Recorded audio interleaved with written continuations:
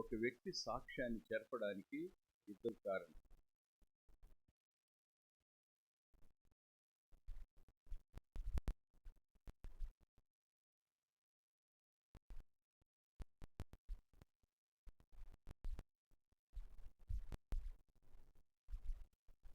ఒక వ్యక్తి త్వరగా డబ్బు సంపాదించడానికి రెండు పద్ధతులు. స్నేహితుడు చెప్తే నమ్ముతారు, పొరుగువాడు చెప్తే నమ్ముతారని చెప్తున్నారు. ఇలా పెయిడ్స్ గురించి మాట్లాడుకుంటూ వచ్చినప్పుడు ధన సంపాదనకు రెండు సులువైన మార్గాలు. ఒకటి వడ్డీ, రెండవది లంచం.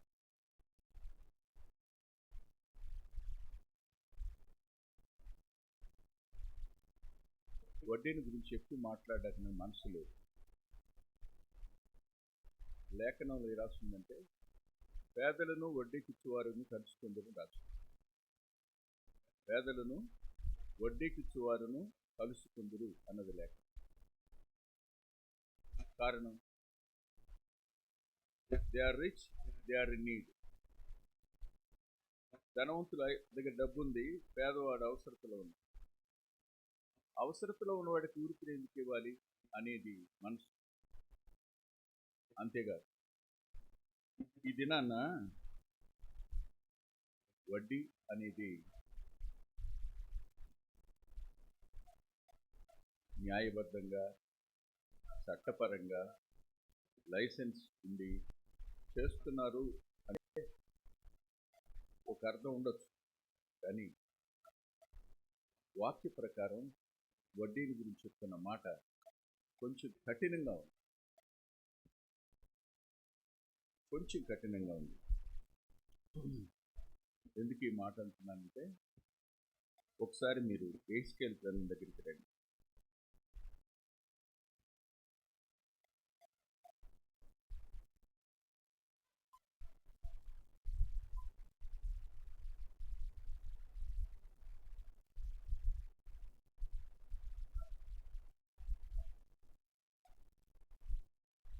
ఇరవై 22వ అధ్యాయంలో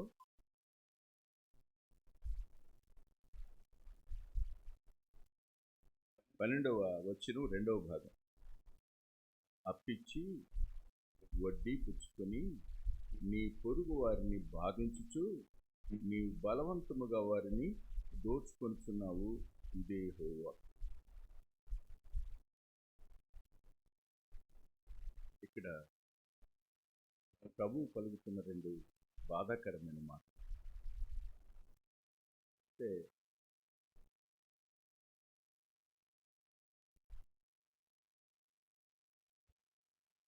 అప్పిచ్చి వడ్డీ పుచ్చుకొని నీ పొరుగు వానిని బాధించు అనే పదం. అవసరానికి తీసుకుంటారు, కానీ ఆ తర్వాత తక్కువ వసూలు చేయడానికి ఏం చేయాలి? వాళ్ళని డిమాండ్ చేయాలి. డిమాండ్ చేస్తారా?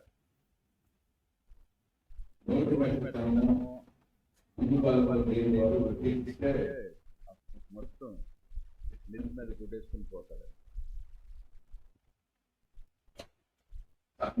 చెప్తున్న మాట ఏంటంటే,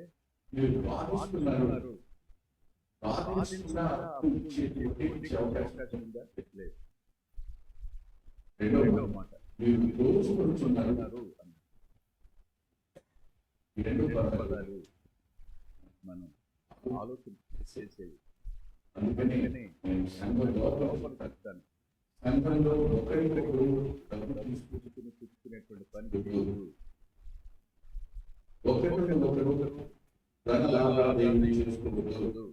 కారణం, వాళ్ళు మానేస్తారు, రాకుండా మానేస్తారు, నష్టపోతారు. అందుకని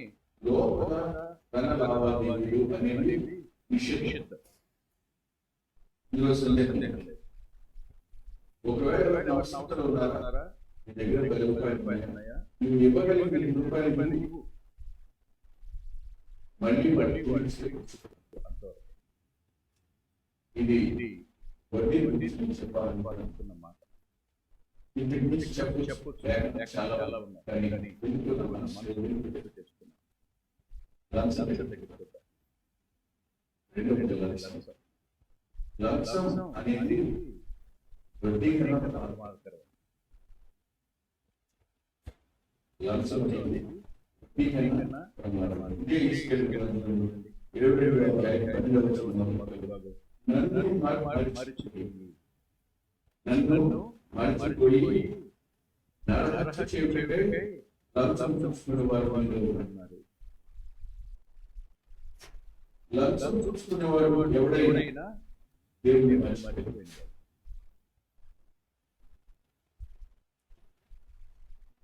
విశ్వాసం కూడా లంచం పుచ్చుకుంటారు. క్షమించండి, లైవ్ అంటారు. లైవ్ సాయంకాలం సేవలు అంటారు. వారు టాప్ అఫీషియల్స్ అంటారు. వీరందరూ పైవాడికి ఇవ్వాలి అని ఒకే ఒక ఉద్దేశం చూపుతున్నారు. కానీ నాకు తెలిసిన విశ్వాసం ఉన్నారు, వారు పుచ్చుకోరు, కానీ పైవాడు చాలా ఇబ్బంది పడతారు. చాలా ఇబ్బంది పడటం కాదు, తమ సొంత డబ్బులు పెట్టుకుంటారు. దేవుని మర్చిపోయిన వాడు లంచం పుచ్చుకుంటాడని గుర్తుపెట్టుకోండి. ఇదే ఆపాదించుకోవచ్చు, కూడా ఆపాదించుకోవచ్చు. దేవుని మర్చిపోవడం అనేది ఎంత ప్రమాదకరమైందో మీరు ఆలోచించారు. చిన్నది కాదు.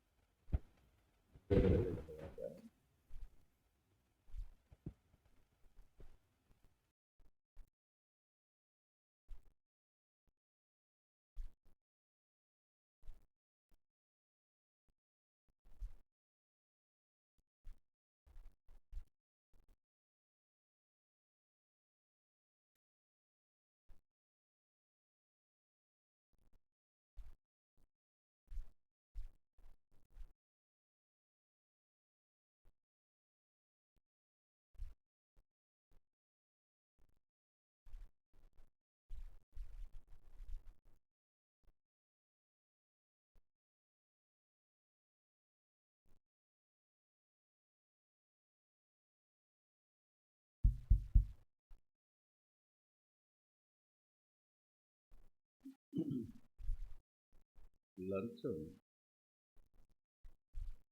మాణిక్యంలా కనపడుతుంది.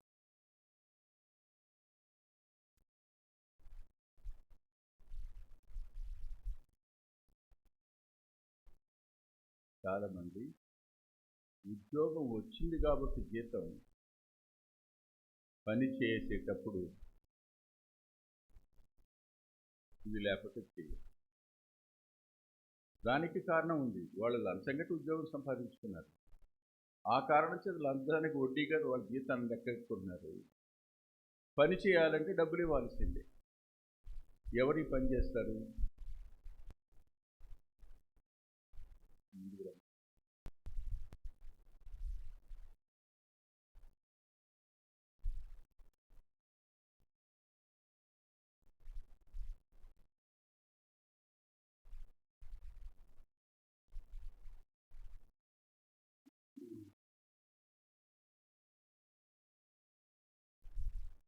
ప్రీవియస్ టైంలో కొద్దిపాటి డిస్టర్బెన్స్ ఉంటుంది, కానీ ఈసారి డిస్టర్బెన్స్ 100% ఉంది. 100% ఐఎమ్ ఫేసింగ్ మెంటల్ డిస్టర్బెన్స్. ప్రార్థన చేయండి. బీపీ రాకుండా ఉండాలని ఇప్పుడే బీపీ ట్యాబ్లెట్ వేసుకుంది.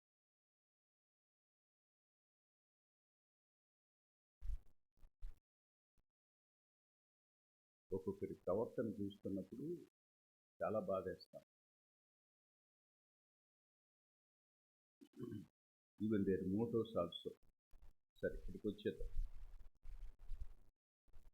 లంచాన్ని గురించి మాట్లాడుతున్నప్పుడు దేవుణ్ణి మర్చిపోయేవారు లంచం పుచ్చుకుంటారు అన్నది మొదటి మాట చెప్పాను. రెండవ మాట దగ్గరికి వెళ్దాం రండి.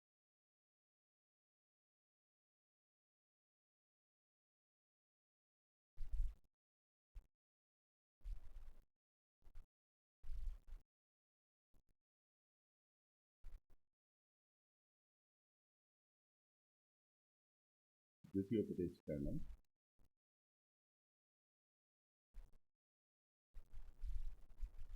10వ అధ్యాయం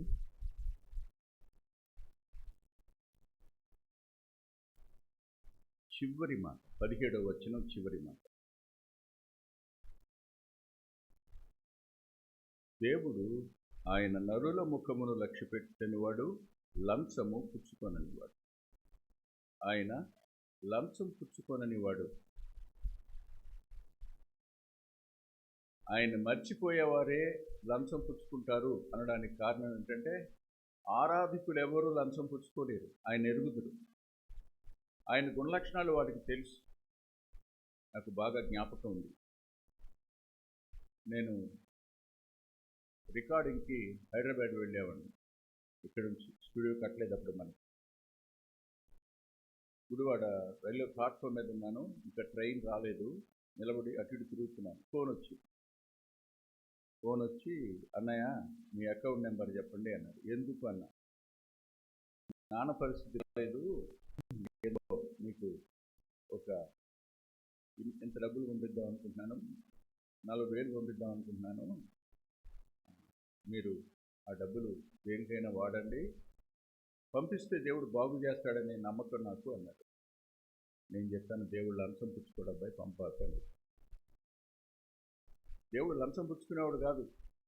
మీరిస్తే మీరు ఆశీర్వదించబడతారంటే లంచం పుచ్చుకున్నాడు కాదు. ఆయన వాగ్దానం చేశాడు, కాదంటలా. కానీ మన మనసు ఏమి చెప్పండి, అది గివింగ్ ప్రిన్సిపల్ అంతవరకే. మీరు ఇచ్చిరని శోధించనన్న మాట వాస్తవమే, కానీ ఇస్తే బాగు చేస్తాడు, ఇస్తే ఉద్యోగం వస్తుంది, ఇవన్నీ ఏమవుతాయి? ఆయన లంచం పుచ్చుకోడు. ట్రైన్ వచ్చింది, ఎక్కిన తర్వాత నా పక్క నుంచి, ఒరే వెంకటరత్నం, నువ్వెంత ఫూలురా, నీ దగ్గరున్న డబ్బులు ఎంత? 20,000 ఉన్నాయి బ్యాంకులో, కట్టవలసింది ఎంత? 50,000 కట్టాలి, ఇంకా 30,000 ఎక్కడి నుంచి వస్తాయి? వాళ్ళ దగ్గరికి వచ్చిందని కన్నేసుకుని నా దేవుళ్ళు లంచం పుచ్చుకోవడం ఏంటి? ఎవరు మాట్లాడేది? స్వభావం. దాన్ని ప్రేరేపించేవాడు ఎప్పుడు? నా దేవుడు చూసుకుంటాడు. వెళ్ళాను, రికార్డింగ్ అంతా చేసేసి నేను వైఎంసీఏలో ఉంటున్నాను. రూమ్ తీసుకుని అక్కడికి వస్తున్నాను. వైఎంసీఏ గేట్ దగ్గరికి వస్తూ ఉండగా భీమవరం నుంచి ఫోన్ వచ్చింది. తమ్ముడు ప్రసాద్ గారు ఫోన్, అన్నయ్య నాకు రిటైర్మెంట్ డబ్బులు వచ్చినాయి, మీ అకౌంట్లో 30,000 ఇచ్చాను, తీసుకుంటాను. లంచం పుచ్చుకోవడాలి. మనం మర్చిపోతే పుచ్చుకుంటాం, దేవుని మహిమను దొంగిలిస్తాం. ఎప్పుడు జ్ఞాపకం పెట్టుకోండి, లంచం కోసం చేయి చాపేవాడు దేవుని మర్చిపోతాడు, దేవుని గుణలక్షణాన్ని కూడా మర్చిపోతాడు. అప్పుడు అతను ఎవరి చేతుల్లోకి ఎడతాడు చెప్పండి? అపవాది చేతుల్లోకి ఎడతాడు. ధనం చేతిలోకి వెళ్ళిపోతాడు. ధనం దేవుని స్థానంలోకి వచ్చి నిలబడుతుంది. ప్రమాదం అది. 2వ మాట. 3వ మాట దగ్గర వెళ్ళిపోతుంది త్వరగా.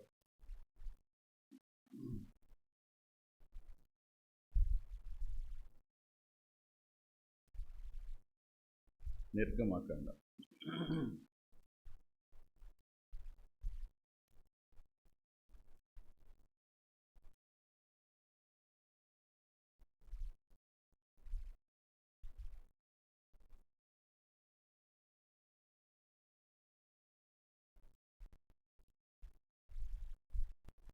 3వ అధ్యాయం 8వ వచనం. లంచము తీసుకొనకూడదు. లంచము తీసుకొనకూడదు. ఇది తీసుకొనకూడదు అని ఖరాఖండిగా చెప్పాడంటే ఏమిటి చెప్పండి? It is a rule. అంతే.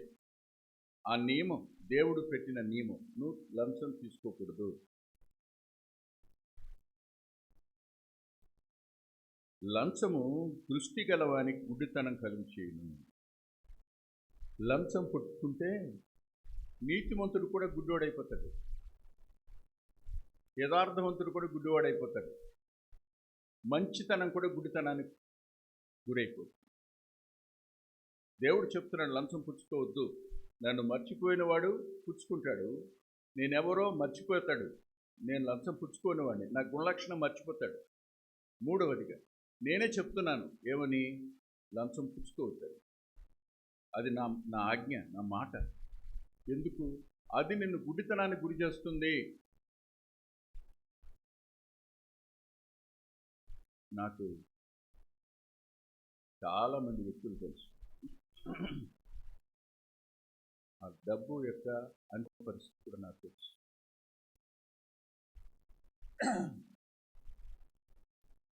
ఒక ఇంజనీర్ని విజయవాడకి ట్రాన్స్ఫర్ చేశారు. ఆయన కన్స్ట్రక్షన్ ఫీల్డ్ అయింది, హౌసింగ్ అని.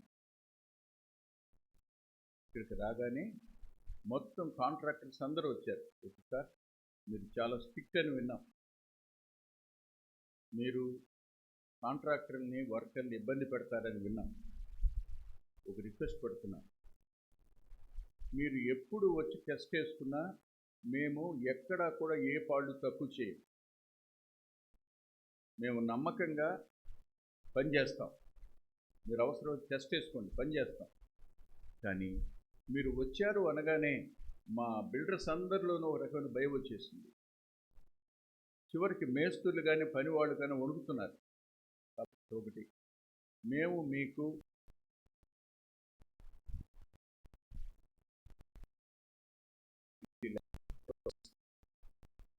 మీరు పదే పదే రావద్దు, మీరు మధ్యలో ఒకసారి రండి, చివరి ఒకసారి రండి. ఒకవేళ బాగోలేదని మీరంటే మొత్తం మేము పడగొట్టేసి పని కడతాం అన్నారు. ఆయనకేం అర్థం కాలే, ఇంటికి వెళ్ళాడు. ఇది క్రిస్టియన్. వాళ్ళ నాన్నగారు కూడా పెద్ద ఒక సంఘానికి. ఆయన అడిగాడు, నాన్న ఇలా సంగతి ఇలా అన్నారంటే, నాన్న నువ్వు రిటైర్మెంట్ అయితే ఎంత వస్తుందా అన్నాడు. ఎంత వస్తుందా? ఓ 30 లక్షలు వస్తుంది అన్నాడు. ఓ పని చేయి, ఈ ప్రాజెక్ట్ కంప్లీట్ చేసి డబ్బులు తీసుకుని రిజైన్ చేసి పారేయన్నాడు. ఇప్పుడు ఏమి నిర్ణయం తీసుకుంటాడు ఆయన? ఒక సంవత్సరం పాటు ఓర్చుకుంటే 90 lakhs వస్తాయి, రిజైన్ చేసేస్తాడు, ఇంటికి వెళ్ళిపోతాడు. రిటైర్మెంట్ అంతా అయిన తర్వాత ఎంత వస్తుంది? 30 లక్షలే. ఇంకా 60 లక్షలు మిగులుతాయి కదా అనుకున్నాడు. తిరిగి వస్తున్నాడు, వేరే ఊరు నుంచి ఇక్కడికి రావాలి, వస్తున్నాడు. ప్రయాణమే వస్తూ ఉండగా వచ్చేసి తిరిగి వెళ్తున్నాడు 2 రోజులు. ఈయన ఏఈ పొజిషన్లో ఉన్నాడు. ఈయనకంటే పెద్ద ఆయన ఒక ఆయన ఎస్సీ దాకా వెళ్ళాడు. ఆయన ఎదురు కూర్చుని ఉన్నాడు. ఆయనకి ఈయన విష్ చేసి, సార్ ఎలా ఉన్నారు అన్నాడు. బాగున్నా. నిజమా సార్, బాగున్నారా అన్నాడు. ఏం బాగయ్యా, కోట్లు సంపాదించాను, ఒక్కతే కూతురు, ఇప్పుడు క్యాన్సర్తో ఆఖరి క్షణాల్లో ఉంది, ఏం చేసుకునే డబ్బు నాకు అర్థం అవటం లేదు అని. Who is God? జాగ్రత్త. మనకు వచ్చిన దానితో సంతృప్తి చెంది పీడించి తీసుకునేది లంచం. న్యాయాన్ని అన్యాయంగా మార్చేది లంచం. నరహత్య చేయడానికి పుచ్చుకునేది లంచం. న్యాయాధిపతులు ఉంటారు, మీరు జ్ఞాపకం చేసుకోండి. నాబోతును చంపాలి అనుకున్నప్పుడు ఏం చెప్పారు? అబద్ధ సాక్ష్యాలు చెప్పలేదా?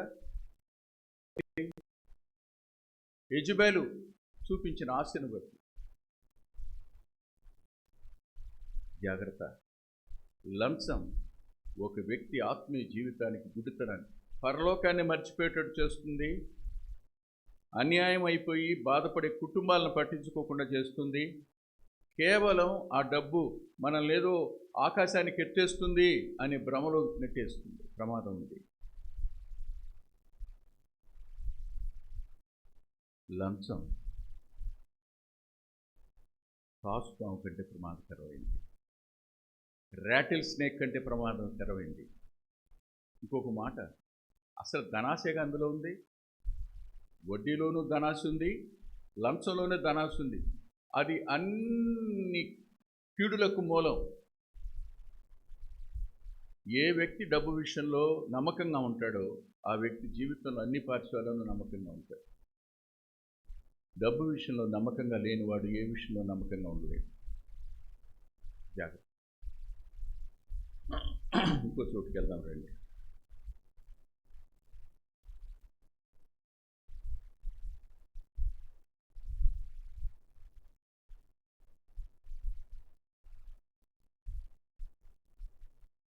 కొంచెం మిమ్మల్ని బాధ పెడుతున్నట్టున్నాను కదా.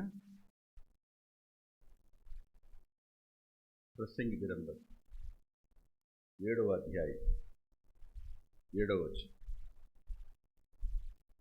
అన్యాయము చేయుట వలన జ్ఞానులు తమ బుద్ధిని కోల్పోవుదురు. అన్యాయము చేయుట వలన జ్ఞానులు తమ బుద్ధిని కోల్పోతారు. అవునా? తర్వాత లంచం పుచ్చుకొనుట చేత మనస్సు చెడును. లంచం న్యాయమా అన్యాయమా? మీరే చెప్పండి. లంచం అనేది న్యాయమా అన్యాయమా? మాట్లాడలేదు. అన్యాయం. అన్యాయం చేస్తే ఏమవుద్ది? బుద్ధి చెడిపోద్ది అంటే అర్థం ఏంటి చెప్పండి. You are going to lose the understanding capacity. అర్థం చేసుకునే శక్తిని కోల్పోతావు. నీ మనసు కూడా చెడిపోద్ది లంచం వల్ల. 2 ప్రమాదాలు ఉన్నాయి. నీవు సరిగా ఆలోచించలేవు. పాపం ఏ రీతిగా మనిషి గుడితనం కలుగు చేస్తుంటుందో లంచం కూడా అంతే. లంచం మన బుద్ధిని, అంటే అర్థం చేసుకునే శక్తి సామర్థ్యాలని, అవగాహనను దెబ్బతీయడు. బుద్ధిని దెబ్బతీయడు. అంతేకాదు, మనసు చెడిపోతుంది. మనసు చెడిపోతుందంటే మనసు నిలకడగా ఉండదు. బంధుత్వం దగ్గర సరిగా ఉండలేడు, స్నేహం దగ్గర సరిగా ఉండలేడు, కుటుంబంలో సరిగా ఉండలేడు, అన్ని విషయాల్లో చెంచురుడైపోతాడు. ఇంటి నిండా డబ్బు ఉంటుంది కానీ ఏముండదు, మనసు నెమ్మదదు. ఇంటి నిండా డబ్బు ఉంటుంది కానీ నిలకడ ఉండదు. ఏమిటి ప్రయోజనం? మీరే చెప్పండి. ఉచితంగా ఇస్తున్నారు కదా, వాళ్ళ అవసరం కోసం ఇస్తున్నారు, మనం పని చేస్తున్నాం కదా అందుకని ఇస్తున్నారు అని అంటే చాలా ప్రమాదం ఉంది ఇందులో.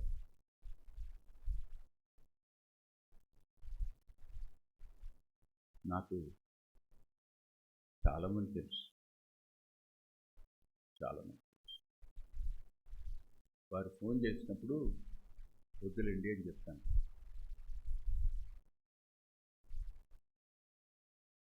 నన్ను అడుగుతారు, మీరెందుకు ఫోన్ నెంబరు ఇచ్చారు కానీ దానికి ఫోన్పే ఎందుకు లేదు అని. చాలాసార్లు చెప్పాను. నాకు శిష్యులు ఉన్నారు, నాకు చదువుకున్న వారు ఉన్నారు, నేనంటే అభిమానించే వాళ్ళు ఉన్నారు. They are in toppest position in AP government నా ఉన్నారు. వాళ్ళకి మాస్టర్ అంటే చాలా ప్రేమ, ప్రాణం. వాళ్ళు ఎప్పుడో నైట్ నిద్ర పట్టదు కదా, టీవీ పెడతారు. మన కార్యక్రమం తెల్లవారుదాం అనుకుంటే 2:30 కూడా వస్తుంది. చూడగానే అందరు డబ్బులు అడుగుతున్నారు, మాస్టర్ అడగట్లేదు కదా, మాస్టర్ పంపుదాం టిట్ అన్నాడు అనుకోండి. ఏ డబ్బులు అవి?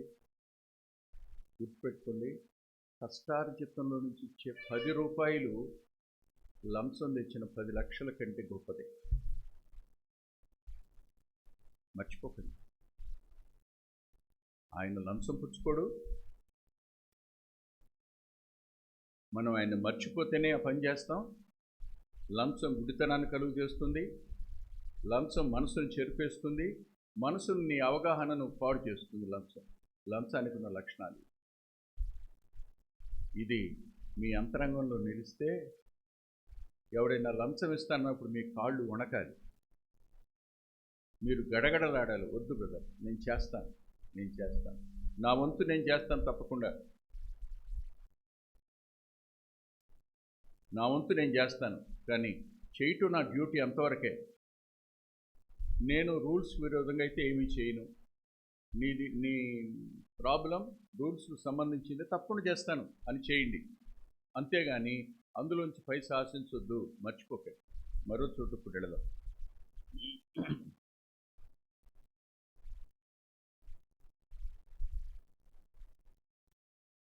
యెషయా గ్రంథం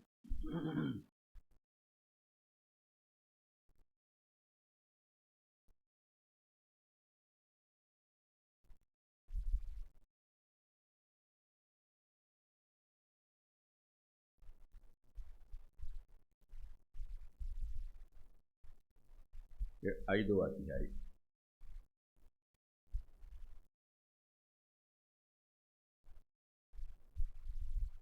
23, 24 వచనాలను చదువుకుందాం. అందరం కలిసి చూద్దాం. వారు లంచము పుచ్చుకొని దుష్టుడు నీతిమంతుడని తీర్పు తీర్చుదురు, నీతిమంతుల నీతిని దుర్నీతిగా కనబడి చేయుదురు, సైన్యములకు అధిపతి యెహోవా యొక్క ధర్మశాస్త్రమును నిర్లక్ష్యపెట్టుదురు, ఇశ్రాయేలుకు పరిశుద్ధ దేవుని వాక్కును తృణీకరించుదురు. కాబట్టి అగ్ని జ్వాల కొయ్యకాలును కాల్చివేనట్టు ఎండిన గడ్డి మంటలో భస్మగినట్లు వారి వేరు కుళ్ళిపోవును, వారి పువ్వు ధూళివలె ఎగిరిపోవును. చాలా. Do you need rather than any words in this concept?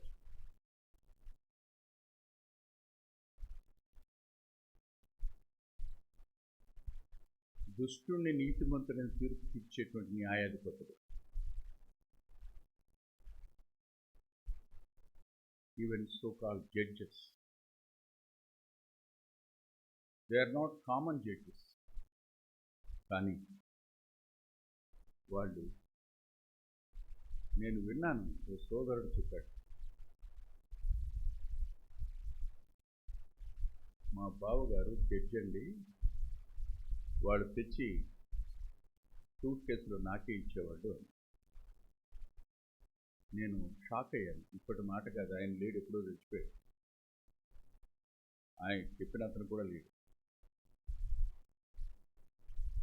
మన దగ్గరలో లేడు. అంటే న్యాయాన్ని తిప్పివేయడానికి లంచాన్ని వాడతారు. దుష్టుణ్ణి నీతిమంతుడుగాను, నీతిమంతుడిని దుష్టుడుగాను జడ్జిమెంట్ ఇవ్వడానికి దేని వాడతారు?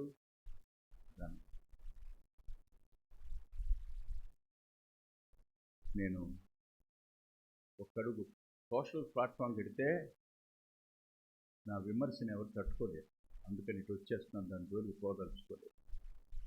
ఇక్కడికి వస్తే వాళ్ళు ధర్మశాస్త్రాన్ని నిర్లక్ష్యపెడుతున్నారు. సైన్యములకు అధిపతి అది యెహోవా ధర్మశాస్త్రం. అది ఆయన ఎవరు? సైన్యాలకు అధిపతి. ఆయన చేతుల్లో ఎవరున్నారు? సైన్యాలు ఉన్నాయి, దానికి అధిపతి. ఆయన ధర్మశాస్త్రాన్ని నిర్లక్ష్యం చేస్తే ఆయన ఏం చేస్తాడు? మీరే ఊహించండి. ఏం చేస్తాడు? కింద రాశాడు చూడండి. ఆయన వాక్కును తృణీకరిస్తున్నారు, ధర్మశాస్త్రాన్ని నిర్లక్ష్యపెడుతున్నాడు. లంచం పుచ్చుకునేవాడు పరిశుద్ధ దేవుని వాక్కును తృణీకరిస్తున్నాడు. కాబట్టి అగ్నిజ్వాల కొయ్యకాలును కాల్చివేయనట్లు, అగ్నిజ్వాల కొయ్యకాలును కాల్చివేయనట్లు తృణీకరించినవాడు, నిర్లక్ష్య పెట్టినవాడు తప్పనిసరిగా ఆయన ఆగ్రహానికి వాడు కాలిపోతాడు. దేవుడు తన ప్రజల్ని వదిలిపెట్టాలి. గత రాత్రి మేము చదువుకున్నప్పుడు ఒక మాట 9వ అధ్యాయంలో కనపడుతుంది చూడండి. యెషయా గ్రంథం 9లోని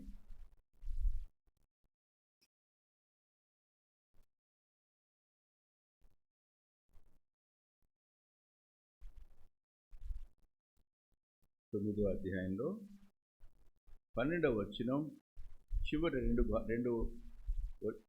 భాగాలు. ఈలాగు జరిగినను ఆయన కోపము చల్లారలేదు, ఆయన బాహువు ఇంకనూ చాపబడి ఉన్నది. ఏమేం చేశాడో పైన చూస్తే అర్థమవుతుంది మీరు. ఇంకా కిందకి రండి. ఇంకా కిందకు వస్తే ఇంకా దారుణంగా ఆయన శిక్షించాడు. వాళ్ళు తల్లిదండ్రులు లేని వారిని చూడలేదు, విధవరాండ్రని చూడలేదు. అయినా 17వ వచనం చివరి రెండిట్లో ఇలాగు జరిగినను ఆయన కోపము చల్లారలేదు, ఆయన బాహు ఇంకనూ చాపబడి ఉన్నది. ఇంకా క్రిందకి రండి, ఇంకా ఉంది. 21వ వచనం చివరి రెండు, ఇలాగు జరిగినను ఆయన కోపము చల్లారలేదు, ఆయన బాహు ఇంకను ఎవరి మీద? ఇశ్రాయేలీయుల మీదే, మనష్షే ఎఫ్రాయిముల మీదే, 12 గోత్రాల మీదే భక్తిహీనత అగ్ని వలె మండుతుంది కాబట్టి అది గచ్చ పొదలను బలురక చెట్లను కాల్చి అడవి పొదలలో రాజుకుంటుంది, అది దట్టమైన పొగవలో చుట్టుకొనుచు పైకి లభిస్తుంది అంటూ సైన్యములకు అధిపతి యెహోవా ఉగ్రత వలన దేశము కాలిపోవును. 18-19 వచ్చిన. ఇంకా మీరు కిందకి రండి దయచేసి. 10వ అధ్యాయం దగ్గరికి కూడా రండి. 10వ అధ్యాయం దగ్గరికి వస్తే అక్కడ కూడా 5వ వచనం, వారు నా కోపమునకు సాధనమైన దండమయ్యారు అంటూ ఆయనను ఆయన కోపము చల్లారలేదు అంటాడు. 4వ వచనంలో, ఇలాగ జరిగినను యెహోవా కోపము, వారు చెరపట్టబడిన వారి క్రింద దాక్కుంటున్నారు, హతులైన వారి కింద కూలుతున్నారు, అయినా సరే కోపం చల్లారలా. ఆయన వాక్కును తృణీకరించిన, ఆయన మాటను నిరాకరించిన ఆయన కోపం రగులుకుంటుంది. ఆయన ఇప్పటికీ ఆయన ప్రేమ ప్రేమ ప్రేమ అని అనుకుంటున్నాం, కానీ ఆయన కోపం వస్తుందని, ఆయన రోషం కలిగిన వాడని, న్యాయాధిపతి అని, న్యాయం తీరుస్తాడని మనం మర్చిపోతున్నాం. మనం పలికిన ప్రతి మాటకి లెక్క చెప్పుకోవాలి, మనం చేసిన ప్రతి పనికి లెక్క చెప్పుకోవాలి, మనం చేసిన ప్రతి అన్యాయానికి లెక్క చెప్పుకోవాల్సిందే, తప్పదు. అది అక్కడెక్కడో అది ఇక్కడ భూమి మీద అనుభవించాలి. భక్తిహీనులకు మరణం తరువాత, నీతి గల వాళ్ళకి భూమి మీదే, ఇందులో సందేహం మాత్రం లేదు. దానికి నేను గతంలో చూపించాను. కొరింథీ మొదటి పత్రికలో 11వ అధ్యాయంలో రాశాడు భూమి మీదనే ఉంటుందని. ఒకసారి చూడండి మళ్ళీ కరెక్ట్గా. అది కూడా ఎప్పుడు రొట్టె ద్రాక్షరసం దగ్గరికి వచ్చేటప్పుడే ఆ మాటలు చెప్పాడు ఆయన. 11వ అధ్యాయం 31-32 వచనాలు. అయితే మనలను మనమే విమర్శించుకునే ఎడల తీర్పు పొందకపోదుము, మనము తీర్పు పొందిన ఎడల లోకముతో పాటు మనకు శిక్షావిధి కలుగున్నట్లు ప్రభు చేత శిక్షించబడుతున్నాం. ఇక్కడే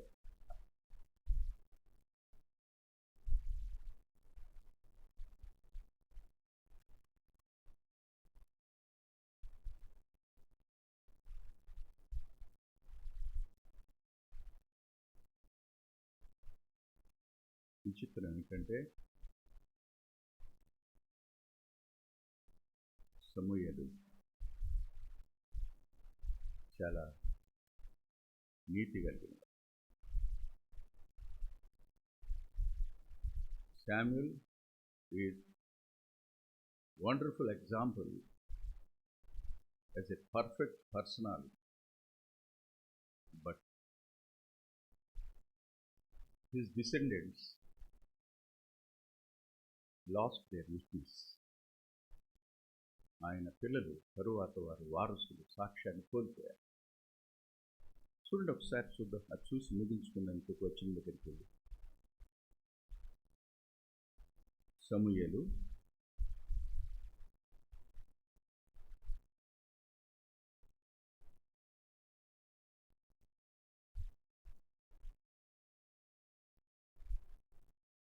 8వ అధ్యాయం. సమూయేలు మొదటి గ్రంథం 8వ అధ్యాయం 3వ వచనం. 8వ అధ్యాయం 3వ వచనం చూడండి. వీరు బెయేర్షెబాలో న్యాయాధిపతులుగా ఉండి అతని కుమారులు అతని ప్రవర్తన అనుసరింపక ధనాపేక్షులై లంచము పుచ్చుకొని న్యాయమును తిప్పివేయగా. సమూయేలు పిల్లలు చాలామంది అన్నారు, కాదు ఆ రోజు రాజు కావాలని వాళ్ళు ఇది కల్పించారని. కానీ రాసిన పరిశుద్ధాత్మలో అవి ప్రజల మాటలు కాదు, అవి it is statement given by haven.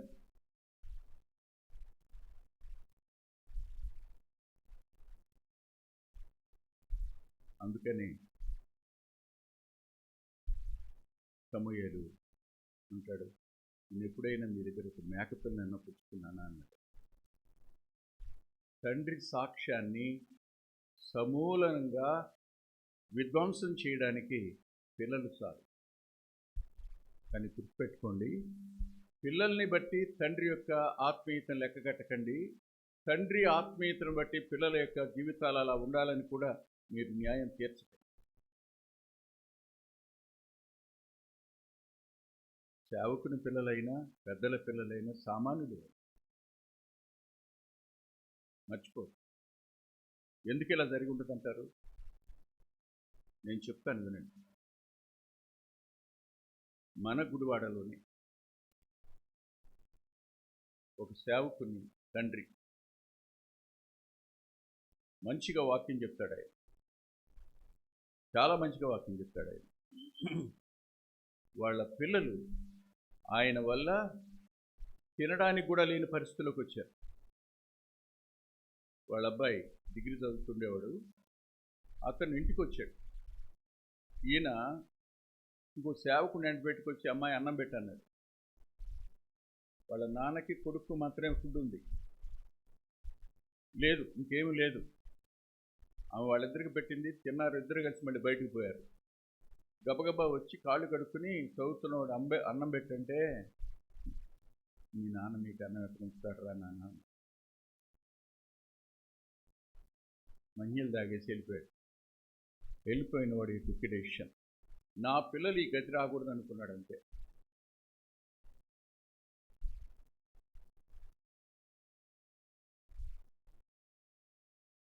ధనంలో పడిపోవడానికి తల్లిదండ్రుల యొక్క స్ట్రిక్ట్ లైఫ్ కూడా కారణం అవుతాయి. కొన్నిసార్లు నెగిటివ్ ఇంపాక్ట్ పడుతుంది.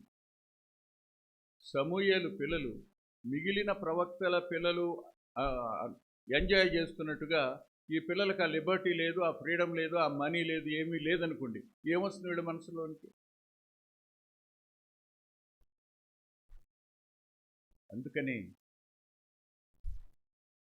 క్రిస్మస్ వర్తమానం చెప్తూ మత్తయి సువార్త 1వ అధ్యాయంలో మంచి తల్లిదండ్రులకు చెడ్డ పిల్లలు ఉంటారు, చెడ్డ తల్లిదండ్రులకు మంచి పిల్లలు ఉంటారు, మంచి తల్లిదండ్రులకు మంచి పిల్లలు ఉంటారు, చెడ్డ తల్లిదండ్రులకు చెడ్డ పిల్లలు ఉండే అవకాశం ఉంది అని చెప్పడం కోసమే ఈ జీనియాలజీ రాశారని వర్తమానం చెప్పడం జరిగింది. ఉంది. ఇప్పుడు దానికి 17Kనో 20Kనో పైన ఉంటున్నాయి వ్యూవర్స్. కాబట్టి పిల్లల ఆత్మీయ జీవితాలు వేరు, తండ్రుల ఆత్మీయ జీవితాలు వేరు. కానీ తండ్రులు అనుసరించేటువంటి ఆ డిసిప్లిన్, అది పిల్లల మీద నెగిటివ్ ఇంపాక్ట్ చూపిస్తే సమూయేలు పిల్లలాగా అవుతారు. అయినప్పటికీ వాడు తమ స్థానాన్ని కోల్పోయారు. లంచం దేవుని దృష్టిలో వాళ్ళు తొలగించబడిన పరిస్థితుల్లోనికి వెళ్ళిపోయారు. కాబట్టి ఆయన సన్నిధిలోనికి సంతోషంగా ఆహ్వానించబడడానికి, ఆయన చేత ఆహ్వానించబడి ఆయన సన్నిధిని నిండారులుగా అనుభవించడానికి ఈ ధన సంపాదన, ధనాశ అడ్డమవుతుంది, సందేహం లేదు. ఆయన పర్వతం మీద నివసించడానికి తగని వారులుగా మనం చేయడానికి ధనం కారణం అవుతుంది. అందుకని ప్రభు అన్నాడు, నాకును సిరికిని మీరు దాసులుగా ఉండలేరు అని. ఆఖరి మాట చెప్పి నేను ముగిస్తాను.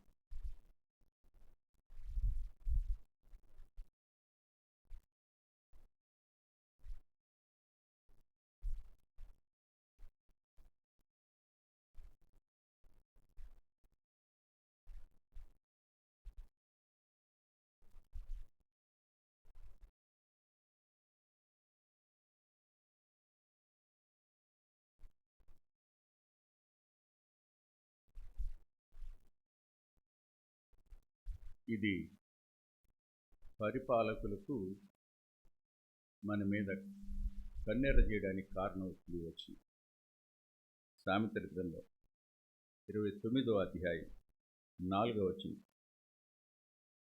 29:4, న్యాయము జరిగించడం వలన రాజు దేశముకు క్షేమము కలుగు చేయును, లంచము పుచ్చుకొనువాడు దేశమును పాడు చేయును. చెప్పండి. లంచము పుచ్చుకునేవాడు దేశాన్ని పాడు చేస్తాడు. మనం ఎవరు కోటేయాలి? ఎవరిని గెలిపించాలి? రాజైనా ప్రభుత్వం అయినా ఎవరన్నా ఉన్నారంటారు?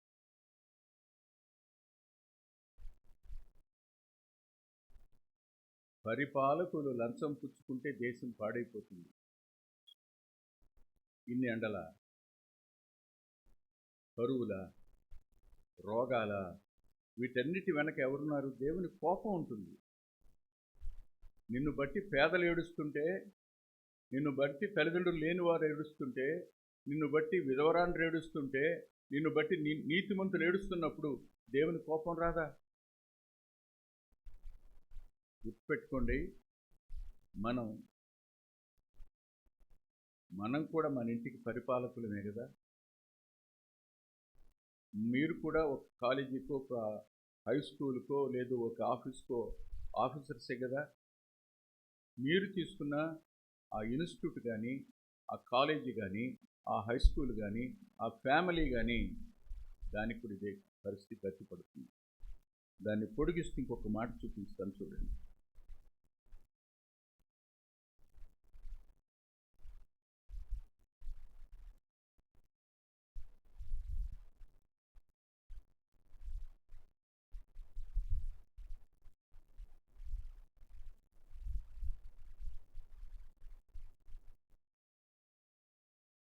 ఆఖరి మాట, sorry, These are the last words.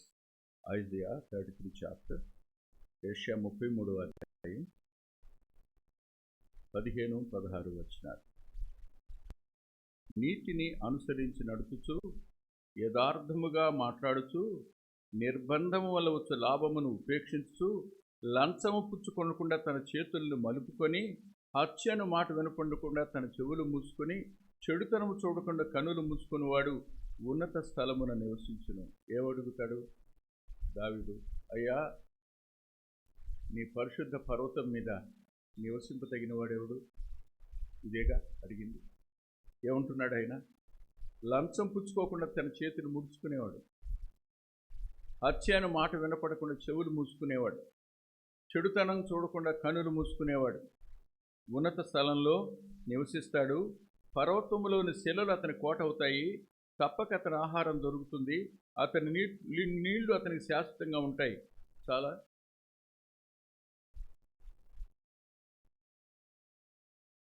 15వ కీర్తన మనకు నేర్పే నీతిమంతుని వ్యక్తిత్వం ఇది మనం అభ్యాసం చేయటం కాదు. మన ప్రియక్షకుని జీవితంలో ఎంత అద్భుతంగా ఈ వ్యక్తిత్వం కనపడుతుందో. ఒక్క పొరపాటు మాట, ఒక్క పుణ్యం, ఒక్క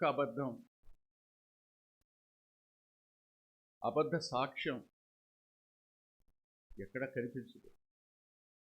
ధనాశ ఎక్కడూ కనపడదు. ఆయన ఆ గుడారంలో ఉండేది, ఆయన ఆ పర్వతం మీద నివాసం చేసేది. ఆయన అన్నాడు, నేను వస్తానయ్యా మీ దగ్గరికి, నా తండ్రి ఇంట అనేక నివాస స్థలాలు ఉన్నాయి, నేను ప్రాణం పెట్టడానికి వెడుతున్నాను, రక్తం చిందిస్తాను, చనిపోయి సమాధి చేయబడి 3వ దినాన్ని తిరిగి లేస్తాను, ఆరోహణమై వెళుతున్నాను, మీరేమీ భయపడకండి, వస్తాను, వచ్చి నేనుండే చోట్లో మీరు కూడా ఉంటాను, నేను తీసుకుని పెడతాను, స్థలం సిద్ధపరుస్తాను ఈలోగా అన్నాడు. ఆయన స్థలం సిద్ధపరుస్తున్నాడు, కానీ మన వ్యక్తిత్వాన్ని మనం సిద్ధపరుచుకునే వాళ్ళం కాదు. రక్షించబడ్డాం, కానీ ఈ లోపాలన్నీ మనలో ఉన్నాయి. పశ్చాత్తాపంతో బలం సమీపిత మోకరిద్దాం. ప్రియమైన తండ్రి, దయగలిగిన మీ పాదాల సమీపానికి మరోసారి రావడానికి చూపించండి. మీ దాసుడు పిల్లల యొక్క అల్లరిని, వారి యొక్క నియంత్రణ లేని పరిస్థితిని, మాటని, లెక్క చేయని విధానాన్ని ఓర్చుకోలేకపోయినాడు. క్షమించండి. వారు రేపటి దినాన్న మంచివారుగాను, తల్లిదండ్రులకు మంచి పేరు తెచ్చేవారుగా ఉండడానికి కృపనిమ్మని, యోగ్యమైన రీతిలో పాల్పొందుకుంటే భాగ్యం ఇమ్మని యేసుక్రీస్తు ప్రభువారి పేరిట ప్రార్థిస్తున్నాను తండ్రి. ఆమేన్.